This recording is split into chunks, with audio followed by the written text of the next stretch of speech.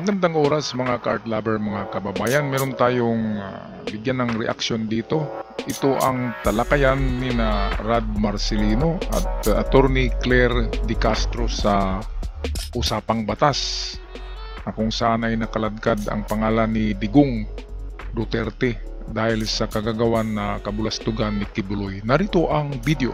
Sa isang dating pastoral member ng Kingdom of Jesus Christ na sinasabi na si dating Pangulong Rodrigo Duterte di umano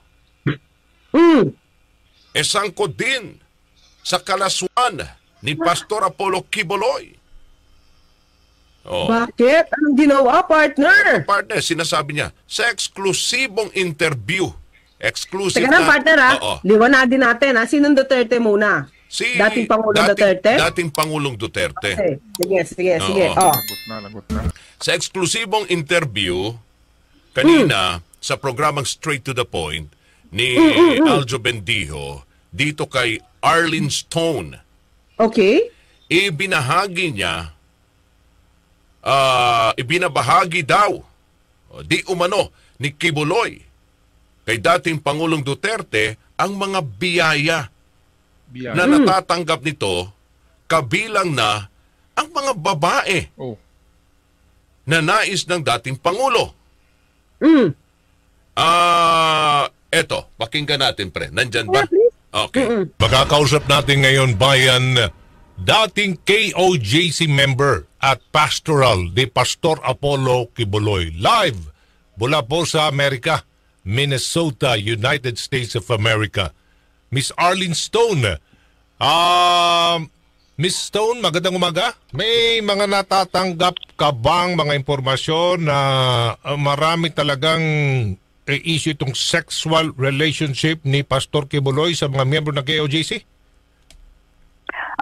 Yes, Aljo.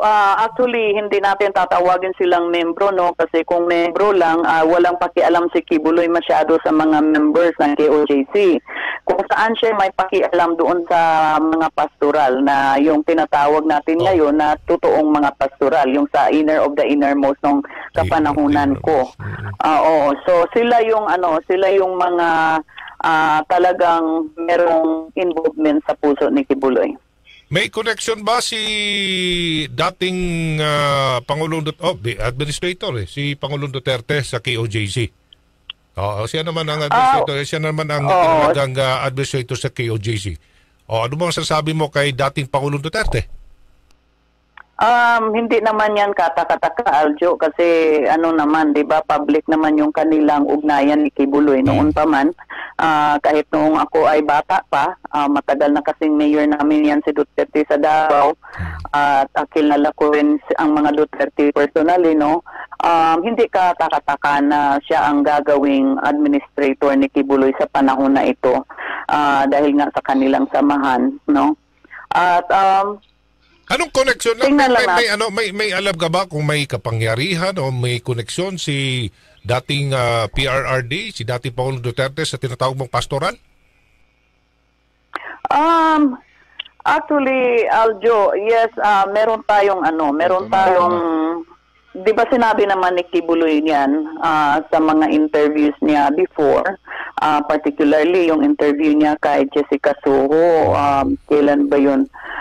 Sinabi ni Kibuloy mismo na kung anong man ang blessings na meron siya ay binabahagi niya kay former president, no?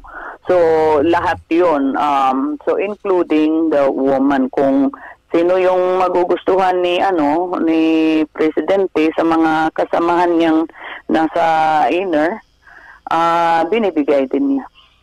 Yun ang tinig ni Arlene Stone, ang dating pastoral member at tagapagsalita ngayon ng mga dating miyembro ng KOJC.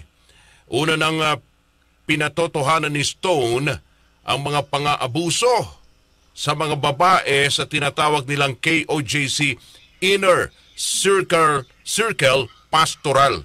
Ito daw yung mga nagbibigay ng regular na night duty para kay Pastor Kibuloy. Yung KOJC Inner Circle pastoral na kung saan ang pinakabata raw dito, partner, 12 taong gulang.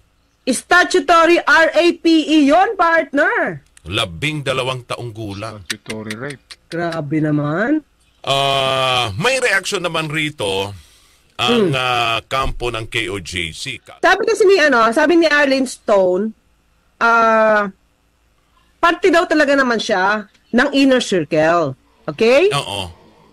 Pero at that time daw nung panahon niya, merong innermost of the inner circle. Okay? So, ang kanyang ang kanya daw naging papel. Oo, anong kaibahan doon ng innermost at inner circle lang? Oo. Kasi daw, bago ka mapasok sa inner circle, ikaw ay dadaan muna sa mga senior pastoral. Mm-hmm. Yan. Syempre, di ba ang sabi sa qualification, nung sinabi ni Colonel Marantan, yung mga nire-recruit daw nila, kartada 8 hanggang sa GIS. Ayan. Ibig sabihin, maganda yung mga nire-recruit.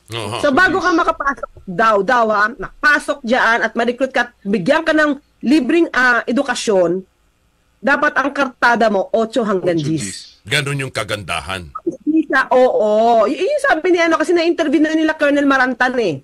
He was preying on children from broken families para mas mabilis ma-indoctrinate. I'm sorry? Benefit Bisaya also. But may mga lahi sila. So mga mestiza? Ano? Mestiza po? Tisay? Yes, mga mestiza. Magaganda. Instead na magaganda talaga. Sabi nga sa atin, sa mga lalaki, dahil to describe him better, ay sila, mga from 8, 9, 10 ang category nila. There's a high level of compartmentalization to the innermost circle. Iba mga doon sa KOJ, sinong si Pastor Kibuloy, di ba? Nakuha na.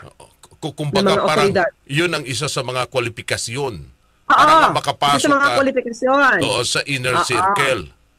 So tingin ko kung ako bata-bata partner, hindi ako papasa. Okay. Kasi kartada 8 hanggang 10 lang di ba? Hanggang saan ka lang ba?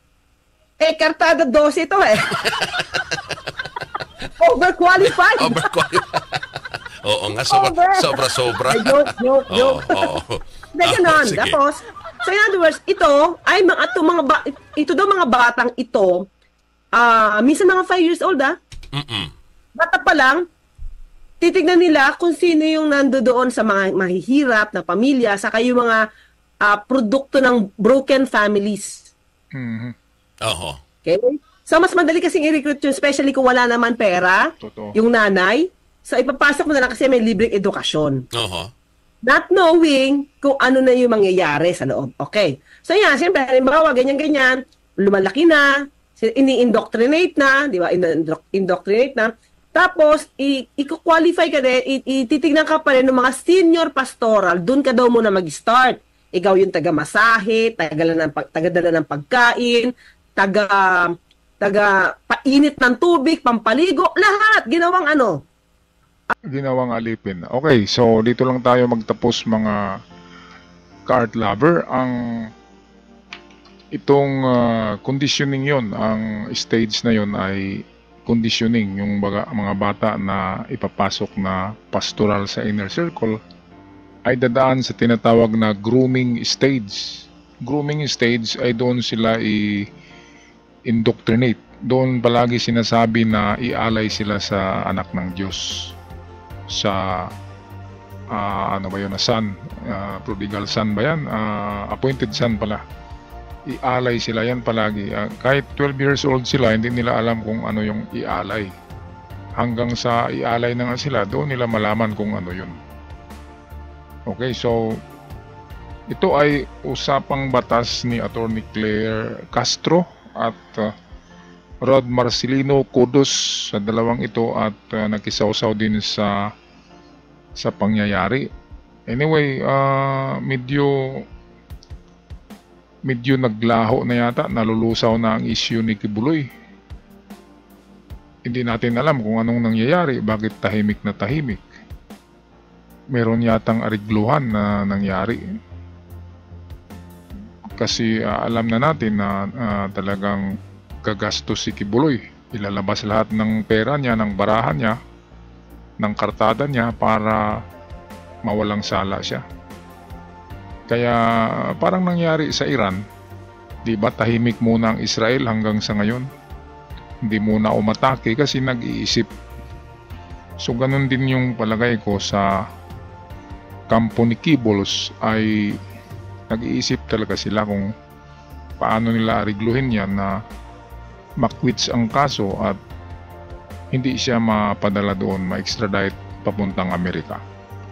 Okay, at kung nagustuhan niyo ang ating video, huwag kalimutan mag-subscribe dito sa ating Art Lover Millennial channel. Ako'y magpaalam na. God bless us all. God bless the Philippines.